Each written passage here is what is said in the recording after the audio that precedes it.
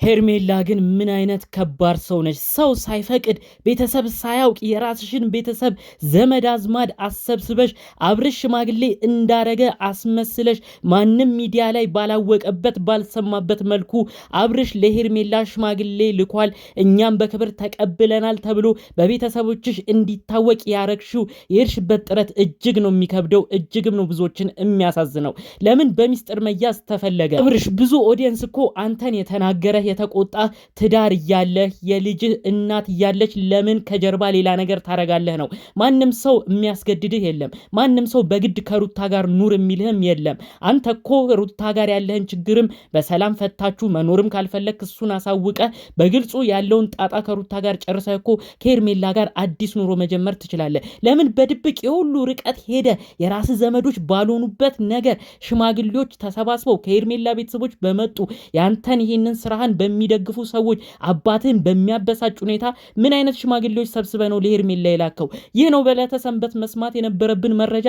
የእውነት አብርሽ አካሄድ በጣም በጣም ያሳዝናል። ይህ መረጃ የማይሰማ የማይወጣ መስሏችሁ ነበረ?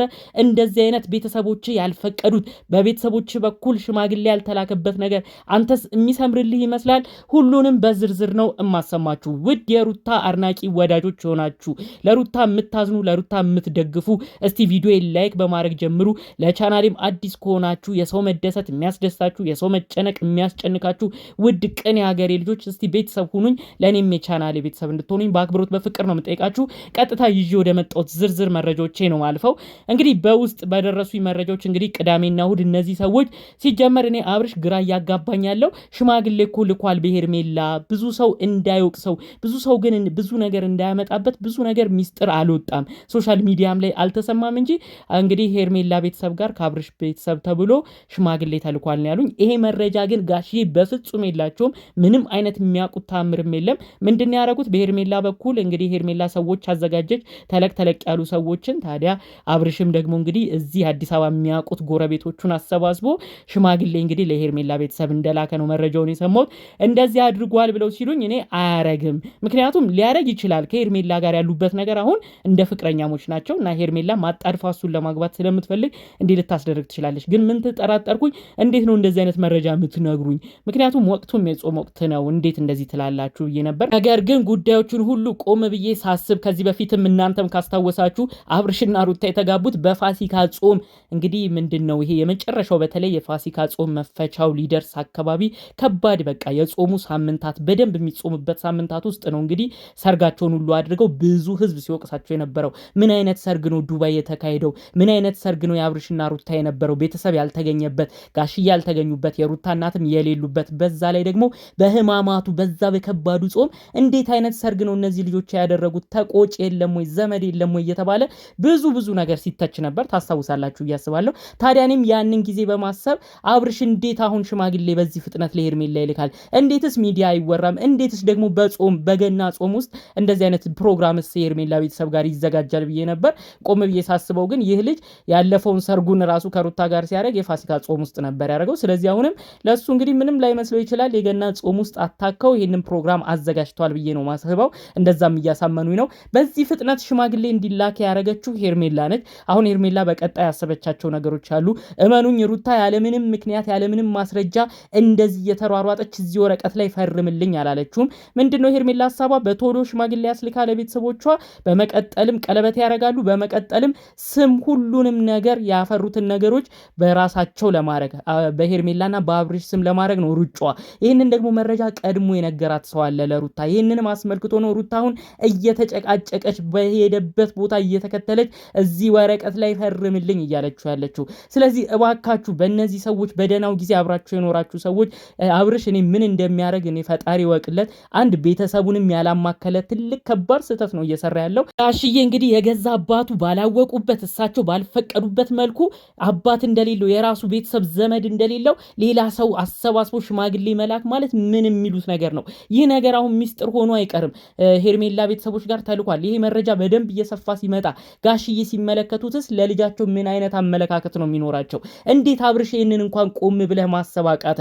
የእውነት አሁን ደግሞ ከምትሰራቸው ነገሮች ሁሉ ከባዱ ስህተት የሚሆነው ይሄ ነው። ሄርሜላ ለብዙ ነገር ስታመቻችክ እስካሁን አልገባህም። ቀደም ብሎ እንዝናና እንንሸራሸር በመሸርሸር አይምሮ ኪረፍ ስትል ምንም ባለማወቅ በየዋህነት ይሁን ምን ይሁን አይታወቅም ይሄው በመንሸራሸራችሁ በሄዳችሁት ቪዲዮ ያላሳያችሁን አይነት ነገር የለም እንደ ፍቅረኛሞች ስትሆኑ ከረማችሁ። አሁን ደግሞ መልሳ በዚሁ በተፋጠነ ሁኔታ እንግዲህ እቺን ቅዳሜና እሑድ ደግሞ ተጠቅማ ሽማግሌ እንዲላክላት አረገች። ከዚህ በኋላ እንግዲህ አንተ ራሱ ወደ ኋላ ላፈግፍግ ብትል ሽማግሌ ልካል በክብር ጠይቀሃል ተብለህ ሌላ ጣጣ ሌላ ጦስ ውስጥ ገባ።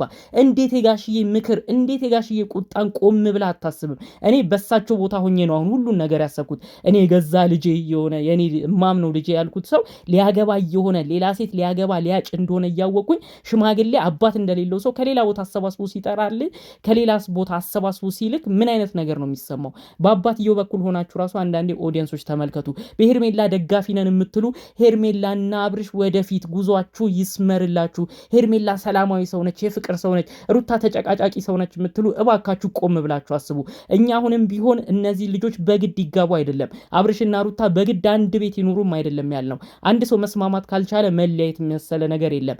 ግን መለያየት በክብር መሆን አለበት። እዚህ ጋር የሩታን ነገር በስርዓት ሳይጨርስ አባቱም ያሉትን ትዕዛዝ በስርዓት ሳያከብር ለምንድን ነው ይሄን ያህል ርቀት ሄዶ ከሌላ ሴት ጋር ይሄ ሁሉ ነገር የሚያደርገው ነው? ከዛ አልፎ ተርፎ ደግሞ ጭራሽ ቤተሰቡ የገዛ ቤተሰቦቹን ሁሉ ደብቆ ሽምግልና ድረስ መሄድ ማለት በጣም ከባድ ነገር ነው። እባካችሁ የሄርሜላ ቤተሰቦች ትልልቅ ሰዎች አላችሁ በሷ በኩል አብርሽ ዩቲዩበር ነው ስትባሉ ሽምግልናም ሲላክ በቃ ወደ ቤታችሁ ልጃችን ትልቅ ሰው ልታገባ ነው ዩቲዩበር ልታገባ ነው ብላችሁ በሄርሜላ በኩል ያላችሁ ትልልቅ ሰዎች ራሱ ነገሩን አላገናዘባችሁም። እዛ ጋር የሆነች ሴት እያዘነች እንደሆነም ቆም ብላችሁ አላሰባችሁም። እባካችሁ የሰው ሀዘን ለእናንተ መጥፎ ነው። የሄርሜላ ትልልቅ ቤተሰቦች ሽማግሌዎች እባካችሁ ይህን ጥያቄ ድጋሚ መልሱባቸው። ሄርሜላ እንደዚህ አይነት ነገር ላይ እንዳትገባ እባካችሁ ሽማግሌ ተቀባይ የሆናችሁ የሄርሜላ ቤተሰቦች የምታገቢው ሰው ሌላ ትዳር የለውም ወይ ብላችሁ አፋጣችሁ ጠይቁ። ሄርሜላ እነዚህ ነገሮች ሁሉ ዋሽታ ነው እንግዲህ ቤተሰቦቿን አሳምና ልጁ በፊት ትዳር ነበረው ሁሉን ነገር ጨርሷል ምንም አይነት ነገር የለውም አሁን ከኔ ጋር ነው መቀጠል የሚፈልገው ሁሉ ብላ ነው እንግዲህ ቤተሰብ አሳምና ትልልቅ ሽማግሌዎች በዛ በኩል አሰማርታ ብቻ ብዙ ድራማ ፈጥረው ነው እንግዲህ ይሄንን ጉዳይ እያስኬዱ የሚገኘው ማለት ነው። እና እባካችሁ ለሄርሜላ የምታስቡ ከሆነ ቤተሰቦቿ የቅርብ ሰዎቿ ይህ ነገር እንደማያዘልቃት የህዝቡ መጥፎ ኮመንት ራሱ ጥሩ ነገር እንደማያጋጥማት እባካችሁ አስጠንቅቁ ለማለት ነው ፈልገው። ጋሽዬ ይህን መረጃም የሚሰሙ ከሆነ ልጆትን አሁን የመጨረሻ ጉዳይ ላይ ደርሷል።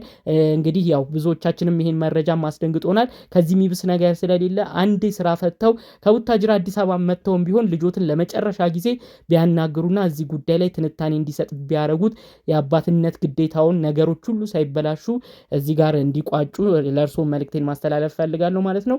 እንግዲህ በሌሎች ጉዳዮች እስክንገናኝ ድረስ ለሩታ ፈጣሪ አምላክ አሁንም ቢሆን ጽናቱን ሰጥቷት እነዚህን ጉዳዮች በስርዓት እንድትጨርስ ያሰበችው ነገር ተሳክቶ ከዚህ ግለሰብ ጋር አብሮ የማይዘልቁም ከሆነ በሰላም የምትለያይበት ነገርን ፈጣሪ አምላክ እንዲፈጥርላት የእውነት ከልብ በመመኘት የዛሬ መረጃዎችን እዚህ ጋር አበቃለሁ። በሌሎች ጉዳዮች እስክንገናኝ ድረስ ሰላሙን ሁሉ ተመኘሁላችሁ። ሰላም